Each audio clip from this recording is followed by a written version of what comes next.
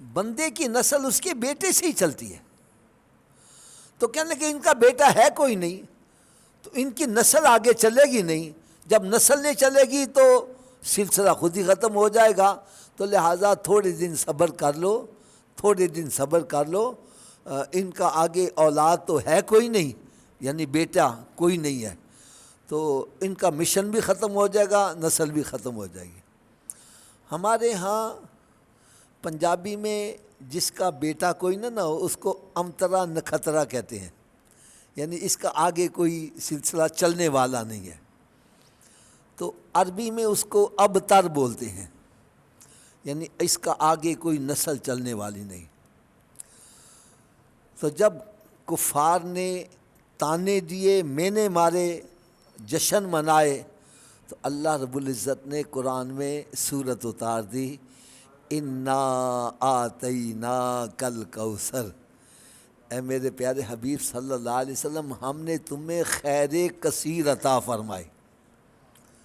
فصلی لربک وانحر، بس پڑھ اپنے رب کے لیے نماز اور قربانی کر. ان شانئک ھو الابتر، نام تو تیرے دشمن کا مٹ جانے والا ہے، تیرا تو ہر آنے والی گھڑی میں ذکر بلند ہوتا ہی رہے گا. ورفعنا لک ذکرک، اے میرے پیارے حبیب صلی اللہ علیہ وسلم، تیرا ذکر تو میں بلند کرنے والا ہوں. جس کا رب ذکر بلند کرنے والا اس کا کون کوئی مخالفت کر سکتا. یہ ورفعنا لک ذکرک یہ قرآن کی آیت ہے نا جی. ورفعنا لک ذکرک، تیرا ذکر تو میں بلند کرنے والا ہوں. یار اعلیٰ حضرت عظیم البرکت رحمت کے قربان جاؤ یار، کیسی کمال بات کہہ گئے. وہ کہتے ہیں عقل ہوتی تو خدا سے نہ لڑائی لیتے.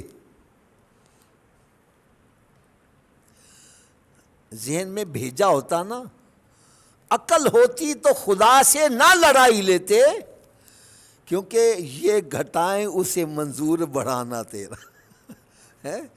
رب تعالیٰ بڑھانا چاہتا ہے اور تو گھٹانا چاہتا ہے، یہ اللہ سے لڑائی کر رہا ہے. فرمایا اگر تیری عقل سلامت ہوتی تو تو رب سے کبھی جنگ نہ کرتا، لڑائی نہ کرتا. بلکہ اللہ تبارک و تعالیٰ نے تو یہاں تک فرما دیا، وَلَلْآخِرَةُ خَيْرٌ لَكَ مِنَ الْأُولَىٰ. اے میرے پیارے حبیب صلی اللہ علیہ وسلم، آپ کا ذکر تو ہر آنے والی گھڑی میں پچھلے سے زیادہ ہی ہوتا رہے گا. میں اس کی ایک چھوٹی سی مثال عرض کر دوں. ایک بچہ پیدا ہوتا ہے، کیا ہوتا ہے جی؟ پیدا ہونے سے پہلا ہے پتہ ہے کسی کو کہ قائد اعظم آ رہا ہے کہ بھٹو صاحب آ رہے ہیں؟ کوئی پتہ نہیں. پیدا ہوتا ہے پھر نام رکھا جاتا ہے، ایسے ہی ہے نا جی. پھر وہ کوئی ایکسٹرا آرڈنری کوئی اہم کام کر کے دکھا دے، جیسے پاکستان بنا دیا، بلے بلے ہو گئی، او واہ واہ واہ واہ، بڑا کام کیا، بڑا نام روشن ہو گیا، بڑا نام روشن ہو گیا. اور پھر انتقال کر گئے. جب انتقال کر گئے تو پھر بندہ کہتا ہے یار ایتے بھولن والا ہے ہی نہیں، ایتے بھول ہی نہیں سکتا. لیکن جیسے جیسے وقت گزرتا ہے ذکر کم ہوتا چلا جاتا ہے. پھر ایک وقت آتا ہے نام بھی بھول جاتا ہے، شکلیں بھی بھول جاتے ہیں.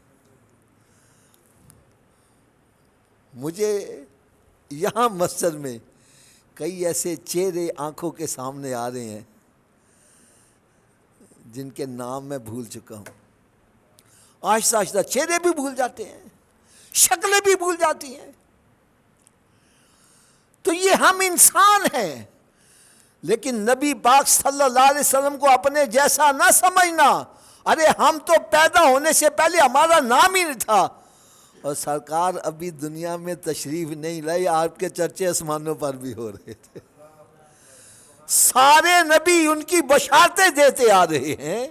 حضرت عیسیٰ علیہ السلام فرماتے ہیں مبشرم بالرسولی یاتی من بعد اسمہ احمد، میرے بعد جو آنے والے ہیں ان کا نام آسمانوں پر احمد ہے، زمین پہ ان کا نام محمد ہوگا.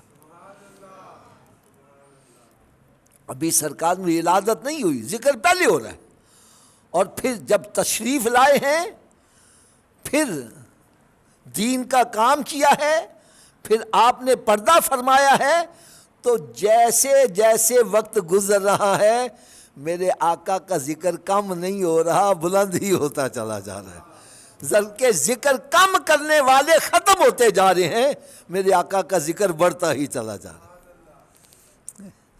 میں یہاں پر ایک بڑی مزے کی بات آپ کو بتا رہا ہوں، بڑی مزے کی بات بتا رہا ہوں۔ ایک بندہ مجھے کہنے لگا حافظ صاحب ذرا آپ ایمانداری سے سچی بات کیجئے گا۔ میں نے کہا بھائی ہمیں جھوٹ بولنے کی کیا ضرورت ہے، بات کرو، کیا بات ہے؟ کہنے لگا جی یہ بتلاؤ، پہلے اذان سے پہلے شروع میں درود پاک پڑھا جاتا تھا؟ میں نے کہا نہیں۔ کہنے لگا اب پڑھا جاتا ہے، کیوں پڑھا جاتا ہے؟ میں نے کہا قرآن کے مطابق پڑھا جا رہا ہے، قرآن کے مطابق پڑھا جا رہا ہے۔ کہنے لگا جی مجھے تو کہیں نظر نہیں آیا۔ میں نے کہا تو عشق اور محبت کی اینک اتار کے پڑھتا ہے، تمہیں نظر کیسے آئے؟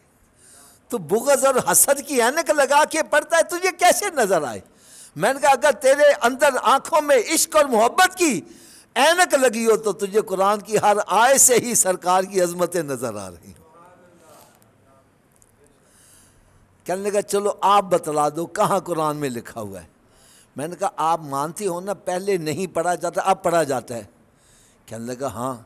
میں کہا قرآن یہی تو کہہ رہا ہے وَلَلْآخِرَةُ خَيْرٌ لَكَ مِنَ الْأُولَىٰ، ہر آنے والی گھڑی میں تیرا ذکر بلند ہی ہوتا رہے گا، پہلے نہیں پڑھا جاتا اب پڑھا جا رہا ہے، یہ ذکر بلند ہو رہا ہے۔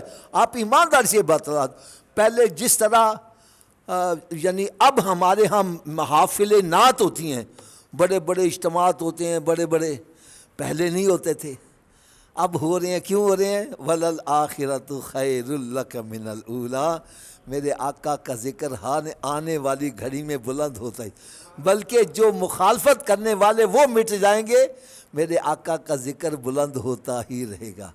بلکہ یہاں ایک بڑی پیاری سی نقطے کی بات بتا رہا ہوں، اللہ کرے یہ میں بات سمجھانے میں کامیاب ہو جاؤں۔ اللہ وحدہ لا شریک ہے، اس کا کوئی شریک، اور باقی سب اس کی، اونچی بولو کیا ہے، تھوڑا سا اونچی آواز سے بولو،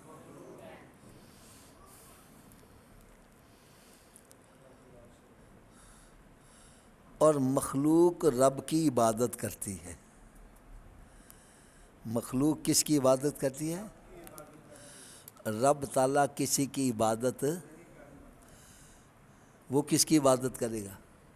وہ تو خالق ہے، مالک ہے۔ مخلوق کا کام ہے خالق کی عبادت کرنا، ایسا ہی ہے نا جی؟ تو ایک وقت آنے والا ہے،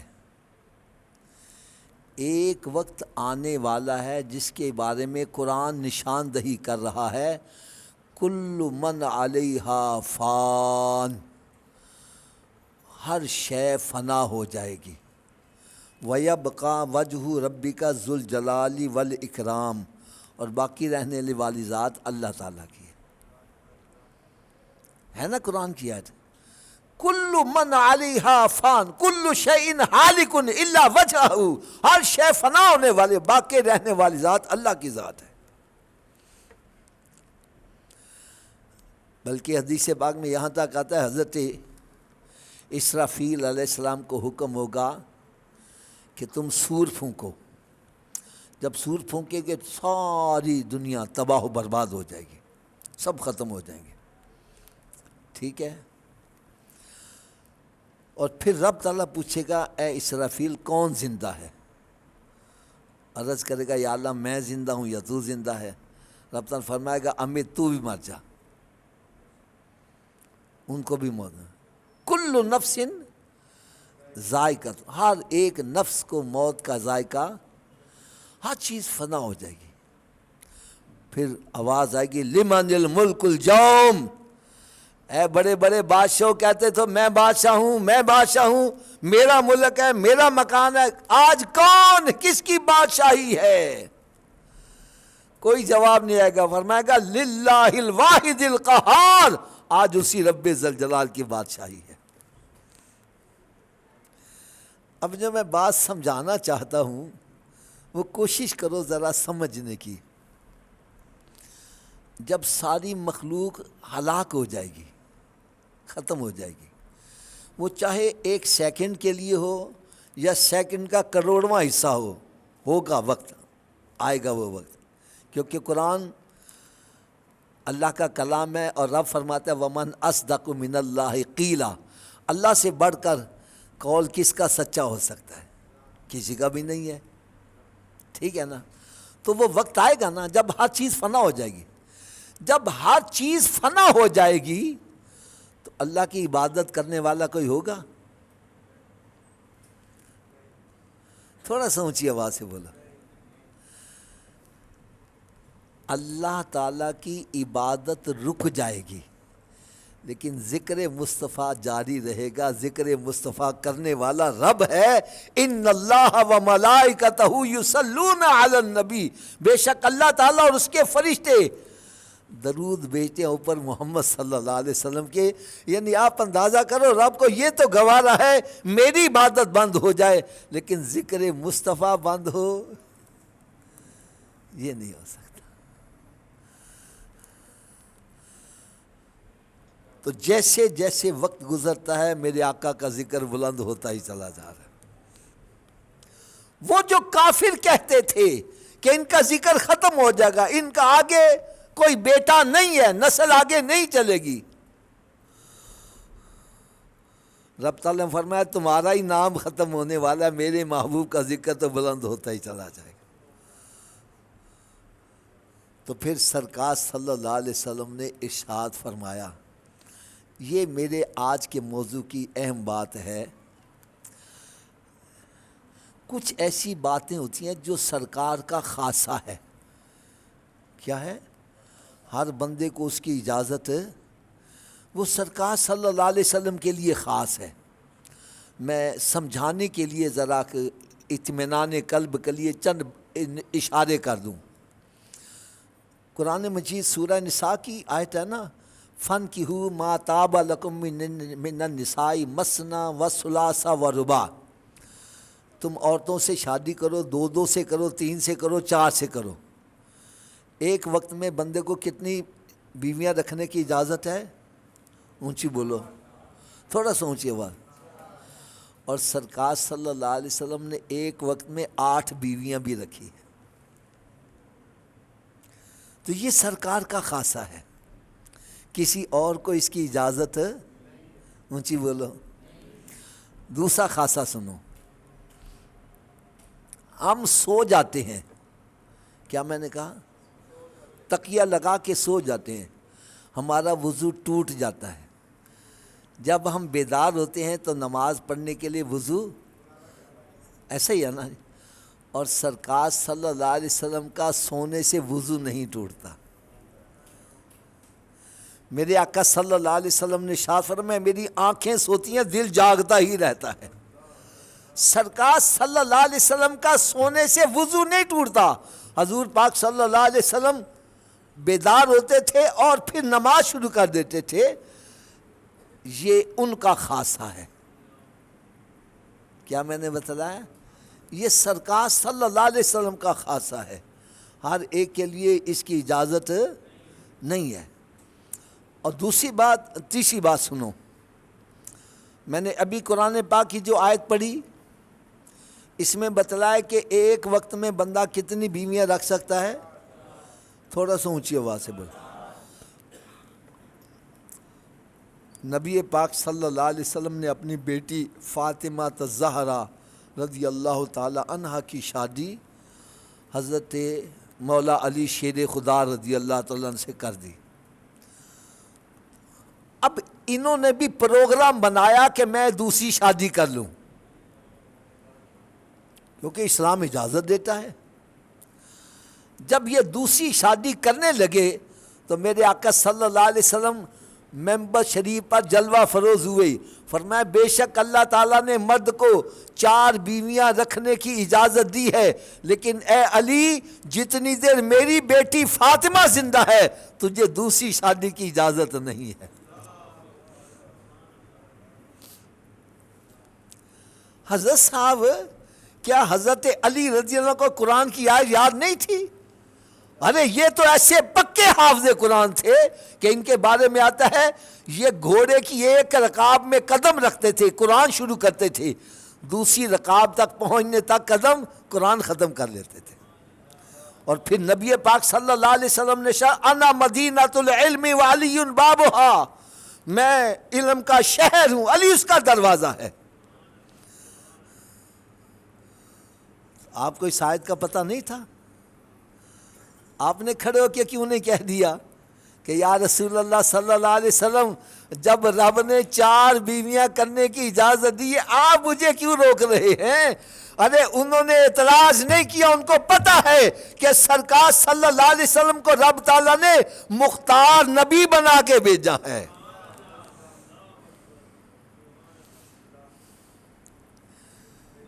یہ سرکار صلی اللہ علیہ وسلم کا خاصہ ہے۔ اگر ابھی بھی تسلی نہیں ہوئی ایک اور مثال دے دو، ایک اور مثال دے دو۔ میرے آقا صلی اللہ علیہ وسلم نے ارشاد فرمایا آج عید الاضحیٰ کا دن ہے، ہم سب سے پہلے نماز پڑھیں گے عید کی اور اس کے بعد پھر قربانی کریں گے۔ جس نے نماز سے پہلے قربانی کر دی اس کے لیے وہ گوشت ہے قربانی۔ ایک صحابی کھڑے ہوئے، یا رسول اللہ صلی اللہ علیہ وسلم میرے محلے میں غریب زیادہ رہ، میں تو پہلے قربانی کر آیا ہوں، میں تو دوست پہلے ہی بانٹ آیا ہوں۔ فرمایا تیری قربانی نہیں ہوئی۔ عرض کرنے کے بعد میرے پاس ایک 6 مہینے کا بکری کا بچہ ہے، بکری کے بچے کی کتنی حد ہے عمر کی؟ اونچی بولو۔ 1 سال سے 1 دن بھی کم ہو تو قربانی۔ عرض کرتے ہیں یار میرے پاس 6 مہینے کا بچہ ہے، فرمایا تو 6 مہینے کی کر دے تیری قبول ہے، کسی اور کے لیے اجازت نہیں ہے۔ ابھی بھی تسلی نہیں، ایک اور تسلی بخش بات کر دوں۔ ایک صحابی رضی اللہ تعالیٰ عنہ نے روزہ رکھا رمضان شریف کا۔ رمضان شریف کا روزہ رکھنا فرض ہے، ہر عاقل بالغ مسلمان کے اوپر روزہ رکھنا کیا ہے؟ انہوں نے روزہ رکھا لیکن نبھا نہ سکے، توڑ دیا۔ اچھا یہ ہمارے اندر اور صحابہ کرام کے اندر فرق پتہ کیا ہے؟ ویسے تو زمین آسمان کا فرق میں سمجھانے کے لیے، ہم گناہ کر کے چھپاتے ہیں اور وہ گناہ کر کے سرکار کی بارگاہ میں حاضر ہو، یا رسول اللہ ہمیں پاک کر دیجئے، ہم سے غلطی ہوئی ہے، ہمیں دنیا کی سزا دے دے، ہم آخرت کی سزا سے بچ جائیں۔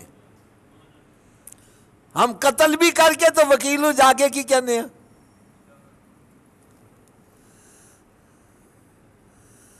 پیسے جننے لے نہیں لے لے، بچہ بچنا چاہیے دوے۔ ہائے ہائے، ارے تو پیسے خرچ کر کے بچے کو بچا لے گا، رب کی گرفت سے کیسے بچائے گا؟ میں جب حضرت صاحب یہ ریلوے میں نے جاب کی نا شروع 81 میں، تو میرے ساتھ ایک کولیگ تھا، میں اس کا نام نہیں بتلاتا، واللہ عالم وہ زندہ ہیں یا نہیں۔ اس کے بیٹے نے کسی کو قتل کر دیا، بیٹے کو سزائے موت ہو گئی۔ کیا ہو گئی؟ اس نے اپنا گھر بار ٹینڈے بیجے سب کچھ بیچ کے نا بچے کو بری کروا دیا۔ میں ایک دکھ والی بات کہنے لگا ہوں، ہمارے ملک میں انصاف ملتا نہیں، انصاف بکتا ہے۔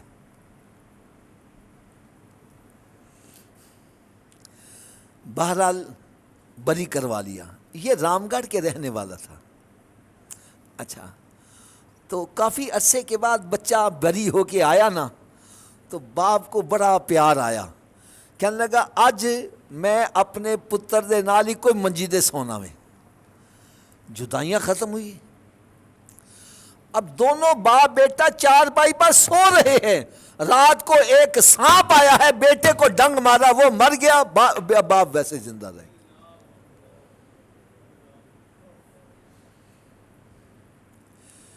ان بطش ربک لشدید، اللہ کی گرفت بڑی سخت ہے، اس لیے ڈرنا چاہیے۔ تو صحابہ کرام خود حاضر ہوتے ہیں، طہرنا یا رسول اللہ، یا رسول اللہ ہمیں پاک کر دیجیے، ہم سے غلطی ہوئی ہے، تاکہ ہمیں دنیا میں سزا مل جائے، اگر کسی سے بدکاری بھی ہوئی ہے وہ بھی آ گئی ہے، یا رسول اللہ مجھے پاک کر دیجیے۔